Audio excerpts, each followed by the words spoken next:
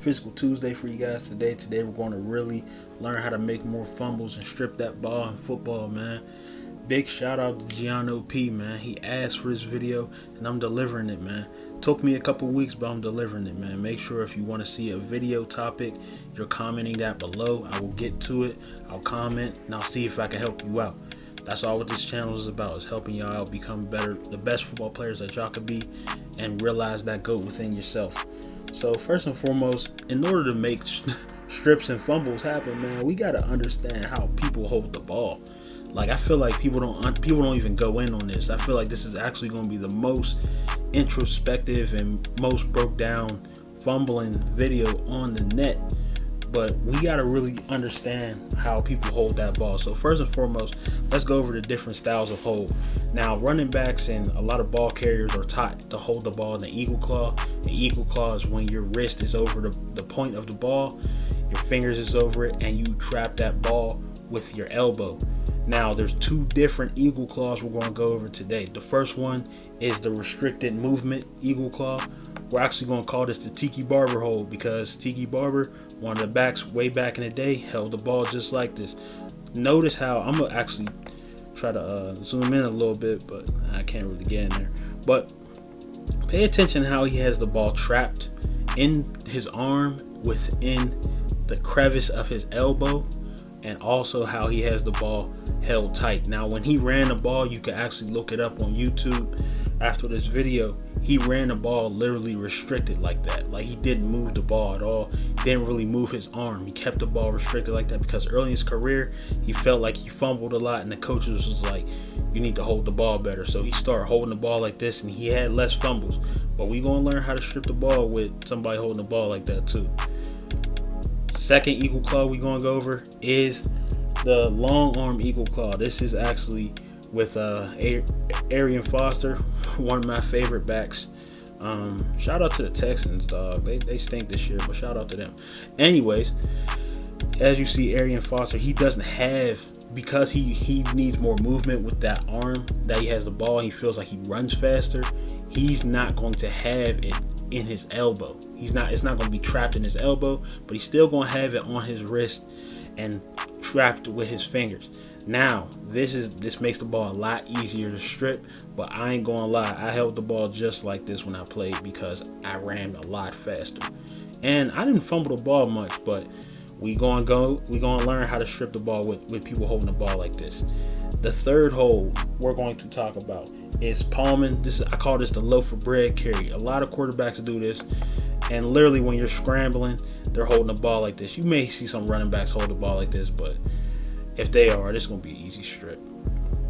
And as you see, one of my favorite quarterbacks ever, Michael Vick, holding the ball like this. He literally is holding the ball by the laces, and his thumb is on the bottom of the ball.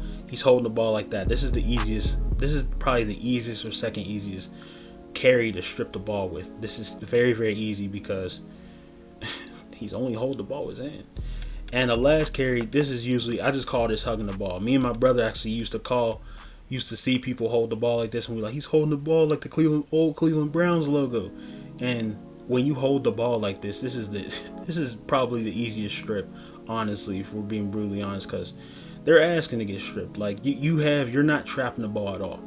So let's go into how to really strip the ball with these things. But first and foremost, we're going to go into how to know when to strip the ball, and that's a very important thing to go over. So first person we're going to watch and know how to strip the ball is Marlon Humphrey, man. Marlon Humphrey, one of the top cornerbacks today. And as you see, the Eagles is throwing the ball to Greg Ward Jr. He actually used to play quarterback for Houston Cougars. But look, they throw him a screen pass. And as you see, Humphrey, he's right there. He's poking the ball, and he pokes the ball right on the way down. I don't even know if y'all caught that. That was just so gangster. Like, he caught him and he understood that he wasn't paying attention to him. And that's the main thing we want to understand when we're forcing fumbles, man. Like, when you force fumbles, it's a lot easier to force the fumble when the player is least expecting it. Now, he's carrying the ball. He's worried about this defender that he just beat. He's worried about beating Humphrey, but Humphrey reaches around. He's like, man, on the way down the tackle, you're not thinking about holding that ball tight. So he punched it right out of his hand. Real simple. And I'm going to ask y'all guys, what carry do you think he had? Long arm carry, of course. Look, he's running. No, he actually had he had a long arm carry. It was easy to punch out. Easy to punch out. Now, second person we're going to watch is Tyrann Mathieu. Tyrann Mathieu, called the Honey Badger in college. He also knows when to strip the ball, and you want to really strip the ball when the ball carrier isn't paying attention. Maybe in a struggle for yards, but usually when they're on the way down. When they're on the way down, they're really relaxing. They're worried about falling. They're not thinking about holding the ball tight. Like usually a running back's gonna be thinking about holding the ball tight when he first gets the ball and first carry of the game, and he sees a whole bunch of people around. He's going to try to hold that ball tight. But as soon as he's in the open, he's not thinking about that ball. And that's what Tyrann Mathieu thinks. So he sees the running back. The running back's worried about cutting off the defender. And man, give me that. Straight rips it. Give me that. Chicken strip tenders, man. Give me that ball, bruh. And he takes it. And that's what we had. That's the mindset we gotta go after when we're getting these tackles. Like, we gotta get these tackles, and we gotta strip that ball, get at that ball, poke at that ball, make sure it's coming out. And so once we understand that, we have to understand where and how to strip the ball. So when you have that eagle claw, a lot of the strips you really want to do, especially with that long arm, a lot of people punch at the ball. Now this takes skill. Charles Tillman was very good at this. Marlon Humphrey's really good at this, as you've seen. Charles Tillman was a beast at this. But like, look at this. He literally does. He punches it out here. This is more of a restricted arm movement, but he punches it, and that's really the best way to strip for a strip in a restricted arm movement carry. You want to make sure the Tiki Barber hold. You want to make sure that you're punching at it, like, because once you punch at it, you're punching at the top of the ball. Once you see that top of the ball and he's not holding that tight, man, give me that. It's coming right out. And he snuck and punched it. But punching, you want to make sure that you're able to do this, because a lot of people will try to punch the ball, miss the ball, and end up punching the player in the stomach, and that's not really what we want. But we want to make sure he lets that ball go. And when you punch at that ball, this is a very, very good skill to learn and to really accomplish, to really get down, man. Like, a lot of people they don't really do that, but Marlon Humphrey, he's really good at that too. Now, the long arm, we want to make sure with the long arm, because they don't have no support with that elbow, you're poking that where that end of the ball is. So as you see in the picture, I'm gonna pull it up. As you see in the picture, Arian Foster doesn't have this ball in his elbow. So if you were to punch the ball, where would you think it would be best to punch the ball? That's exactly right, up here. So you want to punch that ball up there. If you can't even get up there and you ain't got that type of accuracy with punching, just punch the ball, period. It might come out because he doesn't have as much support with his wrist. His wrist will have to be extremely strong for him not to fumble this ball. His forearms will have to be extremely strong, and people's not really working on that. So you need to make sure that you're able to get that and punch that ball out, man. That is an extremely good skill to have. Also, with the palm and loaf of bread carry, you want to be able to hit that wrist, man. Punching the ball is not really going to be, it's not as effective. But once you hit that wrist or slap at or hit them fingers, but you got chopped down and hit the wrist or the fingers, that ball's flying, man.